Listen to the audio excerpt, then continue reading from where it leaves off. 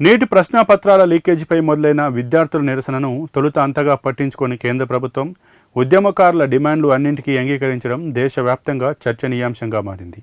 గత 12 ఏళ్ల పాలనలో పలు అంశాలపై దృఢవైఖరిని ప్రదర్శించిన మోదీ సర్కార్ విద్యార్థుల విషయంలో వెనక్కి తగ్గడానికి కారణాలను నిపుణులు విశ్లేషిస్తున్నారు. పొరుగు దేశాలైన నేపాల్, బంగ్లాదేశ్, శ్రీలంకలలో ఉవ్వెత్తునెగిసిన జెన్జీ ఉద్యమాలు, వాటి పర్యవసనాలు ప్రభుత్వ పెద్దలకు వ్యూహకర్తలు గుర్తు చేసి ఉంటారనే అభిప్రాయాలు వ్యక్తమవుతున్నాయి.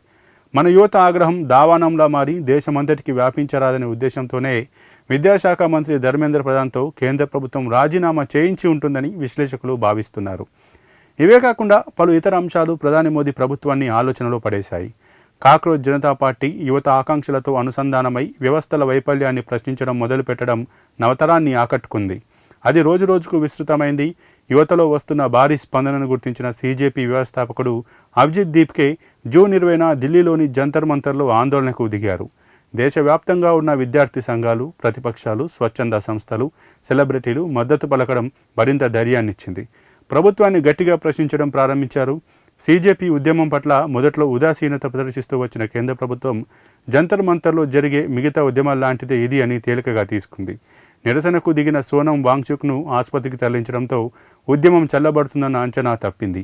ఈ నెల 20న వేల మంది ఆందోళనకారులు పార్లమెంటు ముట్టడికి స్వచ్ఛందంగా కదిలి రావడం, దీనిని అడ్డుకోవడానికి పోలీసులు, భద్రతా బలగాలు చేసిన ప్రయత్నాలు ఉద్రిక్తతలను మరింత పెంచాయి. దేశవ్యాప్తంగా విద్యార్థుల పట్ల సానుభూతి పెలుబికేలా చేశాయి.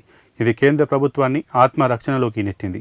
ఆందోళనకారుల అరెస్టుకు జాతీయ భద్రతా చట్టం కింద అనుమతులు ఇవ్వడం ప్రభుత్వంపై మరింత ఆగ్రహాన్ని రాజేసింది. జంతర్ మంతర్ ఉద్యమానికి మద్దతుగా దేశంలోని విభిన్న ప్రాంతాల్లో విద్యార్థులు వీధుల్లోకి రావడం ప్రారంభమైంది. కాంగ్రెస్ నాయకులతో కలిసి ప్రతిపక్ష నేత రాహుల్ గాంధీ ప్రధాని మోదీ ఇంటి సమీపంలో మెరుపు ధర్నా చేపట్టడం, పోలీసుల అరెస్టులు తీవ్ర చర్చకు దారితీశాయి. పార్లమెంటు లోపల ప్రతిపక్షాలు, వెలుపల జంతర్ మంతర్ విద్యార్థులు, యువత ఉద్యమంతో పాలకపక్షానికి ఊపిరాడని పరిస్థితి నెలకొంది. దీంతో వ్యూహం మార్చిన ప్రధాని మోదీ చకచకా పావులు కదిపారు. ఫాస్ట్ ట్రాక్ కోర్టుల ఏర్పాటును ప్రకటించడంతో పాటు క్యాబినెట్లోనూ ఆమోదింపజేశారు. సోనం వాంగ్చుక్తో ఆమరణ దీక్షను విరమింపజేసిన విద్యార్థులు వెనక్కి తగ్గకపోవడం, ప్రజల్లోకి వెళ్లడానికి రాహుల్ గాంధీకి అవకాశం దొరుకుతోందని భావించిన ప్రభుత్వం ధర్మేంద్ర ప్రధాన్తో రాజీనామా చేయించి వివాదానికి తెరదించాలని భావించింది.